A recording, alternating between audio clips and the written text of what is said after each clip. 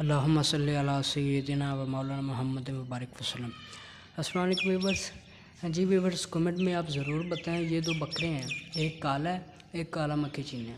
ठीक है, ये दो बकरे हैं, ये मैं लेना चाह रहा हूँ। इनकी नस्ल क्या है और ये कितने तक के हैं? प्लीज़ कमेंट में अपना राय का इज़हार ज़रूर फरमाइए और मुझे बताइए मैं लेना चाह रहा हूँ कितने तक के लूँ मैं, प्लीज़।